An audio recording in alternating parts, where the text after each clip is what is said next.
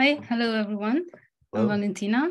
I'm from Italy, and I'm going to show you some stereos from Italy today. But first, I want to thank the VSE staff for inviting me. I'm very flattered. A few quick words about me before we start the presentation. I've started dabbling in stereoscopy in 2019. Of course, the reason why I started was Dr. Sir Brian May.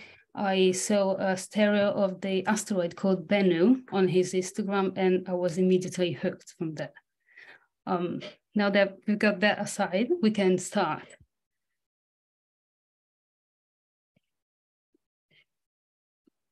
Let me share my screen.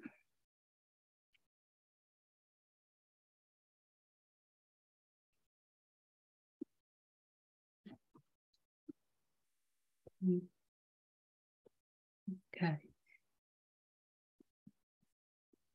Screen sharing, screen. Okay, you can see it? Yes. Yes. Okay. We are going to start from Rome. As you may know, Rome is the capital of Italy, and it has been standing for 2,774 years. It's such a very old city. In this stereo, you can see the Colosseum, which is very, very hard to take a stereo of. So that's why I had to add some other stuff in the stereo. And if you've seen it, you'll know it's always full of tourists. So I had to crop the half bottom. There's nothing to do about it. Now I'm going to take you to the oldest shopping mall in the whole world. And it's the Trajan's Market.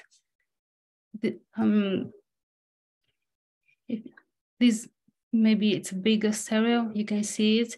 It's very interesting because you can see the Roman architecture and how Romans used to build the city. Well, I mean, you can see what it remains of it. And now I'm going to show you another thing that you for sure have already seen. This is the Fountain of Trevi.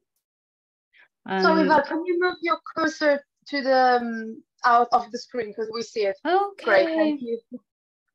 Perfect. Okay. Okay. Wait. Okay, perfect. This is Trevi Fountain, and there's that tradition that if you see the fountain, you have to throw a coin in it, make a wish, and then you return to Rome. A quick note about this stereo: this is actually a sequential stereo, and how I did it was I used the live photos on the iPhone.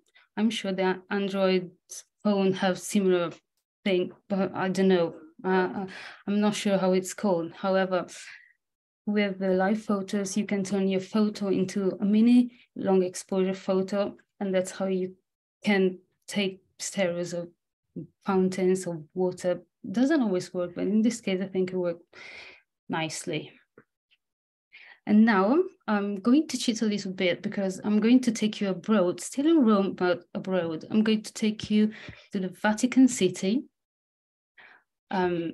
This is the external facade of the church. This is the biggest church in the world, and it's very fabulous. This is maybe a close-up, you can see it better, but there's one thing you have to see inside of it, and it's this. I'm sure you all know this. It's the Pietà, or the Piety by Michelangelo. There's really nothing to say about this. Just look at it, all the carvings in the drapery, in the mantle, the face of the statue. It's so beautiful. And if you think that this statue was made when Michelangelo was only 24, it's mind-blowing. This one, sorry, this one is one of my favorite stereos I've ever taken. You have to be there in the right time of day to see this, but you have to consider that when you're in this church, you're surrounded in gold. So when the light comes through the windows, you'll be just in a glittering haze, and it's amazing. And I hope this tarot conveys a little bit just how beautiful it was. And then another very beautiful thing in the basilica is the roof. This roof, the dome, it's massive. And if you have to consider that you could put the Statue of Liberty under the roof and there will be still space. That's so big. I'm sorry, we're done with Rome and we're going to Florence now. I'm sure you've already seen this tarot. It was on Pascal's website. This is the inside of the Palazzo Vecchio, which was the historical seat of the Florentine government. And this is just the first courtyard, and it's beautiful. This one was still a sequential. I had to adjust the people moving with the brush, the clone brush tool in Stereophoto Maker. This is the outside of the palazzo. We have the heraldic lion, which is called the Marzocco, and it's the symbol of Florence. And if you look closely, you'll see the statues in the background, and it's a very, very famous statue. It's the David by Michelangelo. No, this isn't really the original statue. It's just a replica because the original one is kept inside to protect it from the rain, the people, the pollution, but it's still put where the original one was. And this one is another symbol of Florence. It's the cathedral. It's the cathedral. It's in a Gothic style, and both the church and the tower. The tower was designed by Giotto, which I'm sure you know is another one of Italy's famous artists. But if you want to see another church in the Gothic style, we have to move to Milan. This one is symbol of Milan. It's the cathedral. Look close, you'll see those piers. If you look closely, you'll see that those are statues. And one of the things about this cathedral, it is that it houses the largest number of statues in the whole world. Try to think and have a guess, and then I'll tell you how many statues it has. Maybe okay, here. While we think about this, could you please again move the cursor? Where is it? Thanks. Okay, I'm sorry. Now, if you look at the facade, you'll see there are statues even on the facade of the church. Now, the number, have a guess, and I'm sure you'll be wrong, because it has something like 4,300 statues. It's insane. But I'm going to show you a close-up of some of those statues.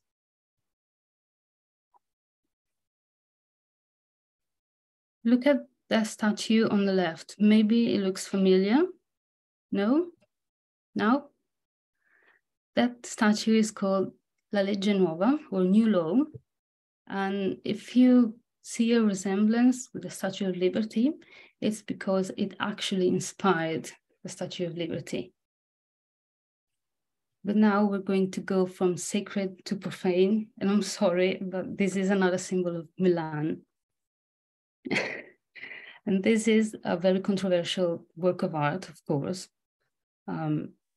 It's called Love, L-O-V-E, which stands for liberty, hate, vengeance, and eternity. The artist didn't really say what's the meaning behind this, but it sits in front of the stock exchange market, and it was put there during the crisis in 2008. So we can have a guess. This is another angle of the statue. It actually was supposed to stay there for a couple of weeks, but people loved it so much that the city decided to keep it forever. Now we're going to go to another city again. This is Verona. And if you think this looks similar to the Colosseum, it is because it actually is. Both of them are arenas where gladiators used to fight, or they used to have animal hunts, unfortunately, and even battleships. I'm going to show you another angle. Maybe you can see it better here. And one thing about these stereos, these aren't sequential and they aren't taken with the Fuji camera. I've taken this with my stereo rig, which is comprised of 2 iPhones, a remote shutter, which I built following the tutorial on Pascal's website. But I didn't really have a rig. I had to handle both my phone with my hands and trigger the remote with my teeth, which is something I really don't encourage you to do unless you're not bothered by people looking at you as if you've grown a second head. Now, this isn't really one of the famous landmarks in the city, but I really like this one because of the composition and because there is a statue of Dante Alighieri, which I'm not sure how famous he is outside of Italy, but he's a very famous writer and the bane of all students in Italy because we have to study his masterpiece, the Divine Comedy. But I really like the statue and the composition of it, the statue and the one behind and the arches. So that's why I included it. But now I'm going to take you to our very last city. And I'm really not a fan of it, but people love it. So I had to include it. I'll ask you to guess, but I think a gondolier, it's pretty simple to guess that we're in Venice.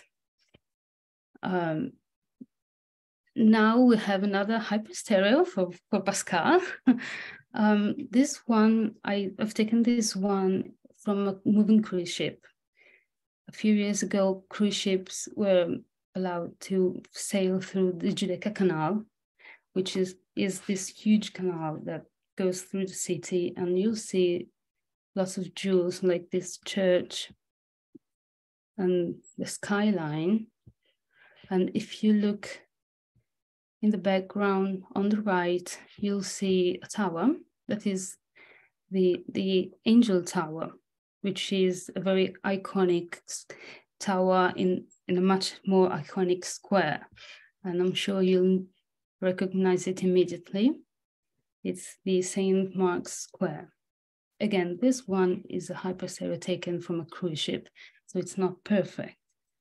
If you look closely, you'll see the ghosts of the people moving. They had the audacity to not stop for me to take a good stereo, so couldn't do anything about it. And now I'll show you our last stereo because all journeys have to come to an end. This one is the Bridge of Sighs. Some people say it's the Bridge of Lovers, but actually the reason why it's called the Bridge of Sighs is because Lord Byron called it that way because it connects the rooms of interrogations to the gallows, and that's where the prisoners will pass and they will have the last look at the city and they will sigh because they will see this beautiful, beautiful city, and they knew that for the foreseeable future, they were going to stay in a very dreary and awful place. That's it, really. I hope you've enjoyed our trip